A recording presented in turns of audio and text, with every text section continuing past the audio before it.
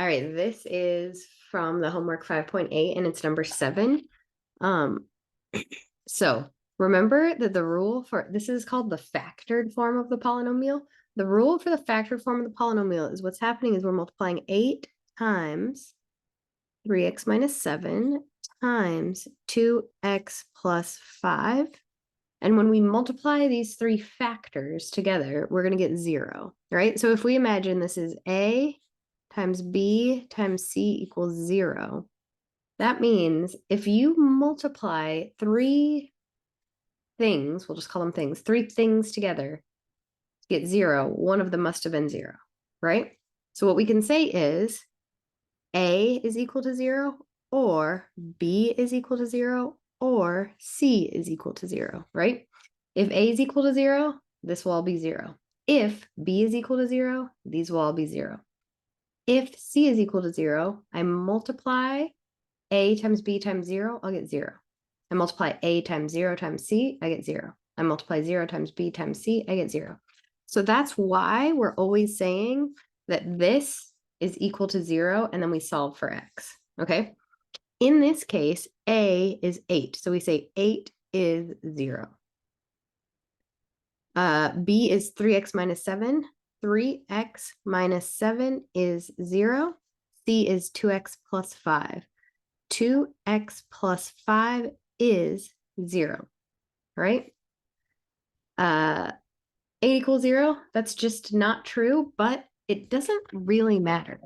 You just ignore the 8, okay? We know that 8 is not 0, but we can still find a value for x that will make b 0 and a value for x that will make 2x plus 5 0. All we're saying here is that there's no value for x that will turn 8 into 0 if there's no x with the 8, right? So if you have a part of your, you have one of your factors, right? Because these are all factors. The meaning of factor is you multiply it with something else, right? So these three factors equal 0. So we can't make this factor equal 0 because the factor is just 8. There's no x in it, okay? But there's an x in here, so we can still make b 0, and then it'll be 8 times 0 times c will still equal 0. If we make this one 0, 0 times 3x minus 7 times 8 will still equal 0. Okay, so it's okay to ignore this one because there's no way to put an x, to make x, there's no x you can find that will make 8 into 0. Instead, we'll just go straight to 3x minus 7. And we're going to solve for x. So we'll add 7, 3x equals a positive 7, right? And then we're going to divide by 3. 3x divided by 3 is just going to give me x. So x is 7/3 here. Here I have 2x plus 5. Subtract the 5. I'm left with 2x equals -5. Divide by 2. Divide by 2. X is -5/2. Good. So what that means is if I put in 7/3, x is 7/3. So when I say 8 times 3x minus 7 times 2x plus 5 equals 0. If I put in 7/3,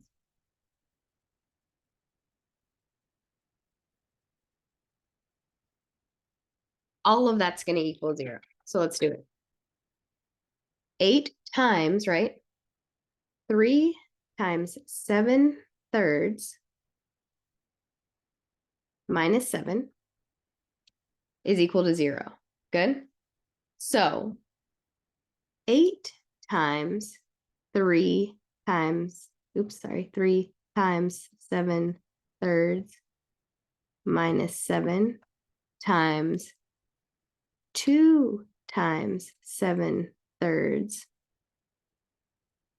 plus 5 all of that's going to equal 0 because in just this part, this is going to equal 0. And if I multiply 0, right,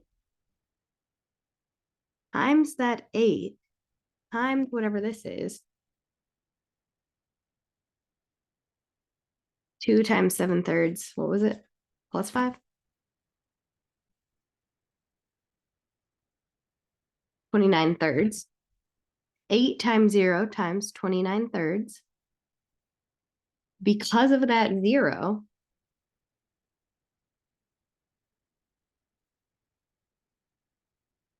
I'm going to end up with 0. Okay? So you're just trying to find how to make this equal 0, right? If this equals 0, that'll be true. So in this case, this one will make it 0. This one will make this 0. 8 times 0 times that will give me 0. This one's going to make this 0. So 8 times that times 0 will still give me 0. Okay? Here, I'll do a few more examples. All right, here's another one. Let's call this A. 3x plus 6 times 2x minus 10 equals 0, right? Those are factors. So we're going to say this factor is set equal to 0, and this factor is set equal to 0. Now, if I subtract 6 from both sides, I get 3x equals -6, and then I divide by 3. I get x is -2, right?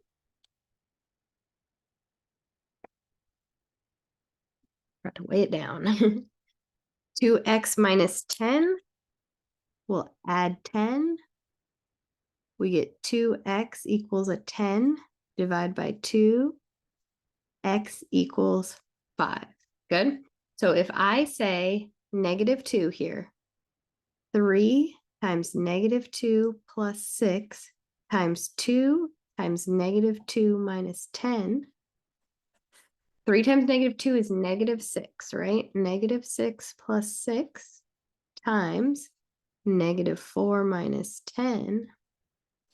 That becomes 0. -4 and -10 don't become 0, right? But they become -14. They're not being multiplied, they're being subtracted. I had to think about that for a second. But -14 times 0 is still going to give me 0, so that's true. And you can put 5 in, and then you'll get 0 here, right? So those are both true. Now let's do another one. So basically, you're just doing these to get 2 answers. You can ignore the 8 because there's no way for that to equal 0 no matter what your x is. But I want to show you something else that's very important to note the difference between. Okay, so notice the difference between we'll call it 5. 5 times x plus 3 times 4x minus 1. Okay, so that's just 5. We take each part and we say 5 is 0. X plus 3 is 0. 4x minus 1 is 0. There's no x here. There's no way I can make 5 equal 0, so I'm just going to ignore it, and that's okay. X minus 3 equals 0 means that x is going to be a -3, right? 4x minus 1, I'll add 1. I'll get 4x is 1, and I'll divide by 4, and I'll get x is positive 1/4, right? However, if this were 5x times x plus 3 times 4x minus 1 equals 0, now we're still going to do the same steps, okay? 5 equals 0. Now it's going to be 5x equals 0. X plus 3 equals 0. 4x minus 1 equals 0. And I ran out of space. Hold on.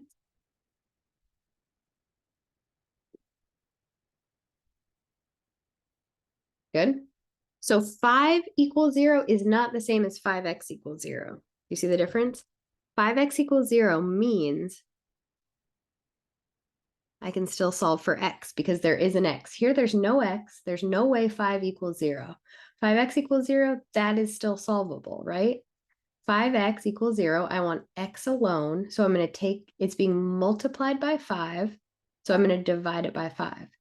5x divided by 5 just gives me x. 0 divided by 5 gives me 0. So if this is 5, we ignore it. If it's 5x, we say x is 0. Okay? X plus 3, we subtract the 3, and we get x is negative 3. For x minus 1, we're going to add the 1. 4x equals 1. Divide by 4. And get x equals 1/4. So you see how if that first term has an x, has no x, we ignore it. No x, we ignore it. If it has an x, we just say, we end up saying x is 0 because we divide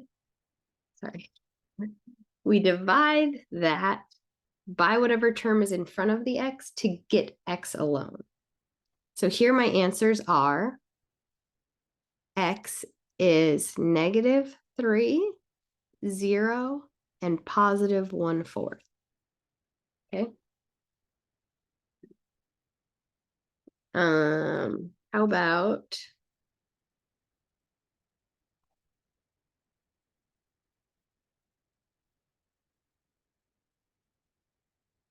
about x times x plus 4 times x minus 5 equals 0. Good. Take each of those three, because those are the three factors. These are the three things we're multiplying. This one is 0, this one is 0, and this one is 0. Good. That's done. X is 0. X plus 4 equals 0. Subtract 4. X is negative 4.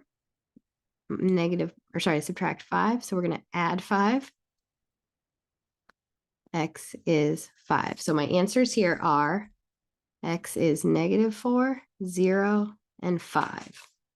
Good. And if I put those in, I would get a true statement. Okay. So I have whatever this is times whatever this is plus 4 times whatever x is minus 5 equals 0, right?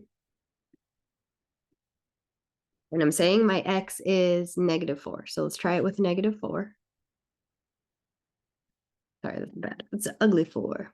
So negative 4 remains negative 4 times negative 4 plus 4 is 0 times negative 4. Sorry, minus 5 is a negative 9. Negative 4 times 0 is 0. 0 times negative 9 is 0. So because of that 1 0 in there, this is all 0. Then we can do it again. X times x plus 4 times x minus 5 is 0. This time we're going to call it 0. Okay. 0 times 0 plus 4 times 0 minus 5.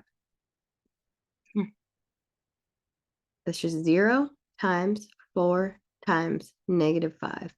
0 times 4 is 0. 0 times negative 5 is 0. So that's still true. And our last one, positive 5, x times x plus 4 times x minus 5. But now x is positive 5. So you see how in each case you get a different, of the three, you get a different one that is the 0. But as long as one of them is 0, the answer is going to be 0, so it'll be true.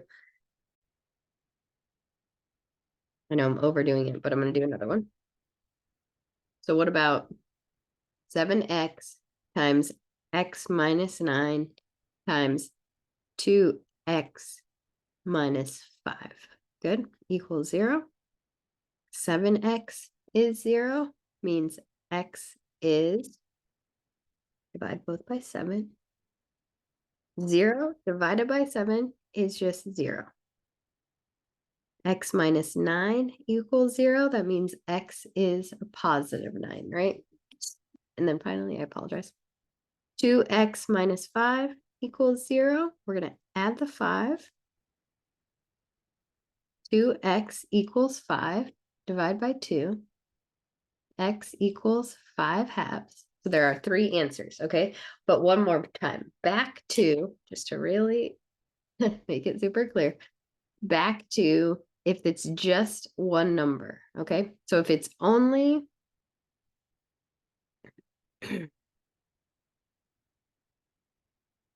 4, okay? No x. 4 times x minus 10 squared equals 0. Yeah, now we have, if I was to spread that out, it would be 4 times x minus 10 times x minus 10 equals 0. Good. 4 is 0. X minus 10 is 0. And x minus 10 is 0. Okay. 4 equals 0. There is no x. Just ignore it. X minus 10 is 0. X is 10. X minus 10 is 0. X is 10. Good.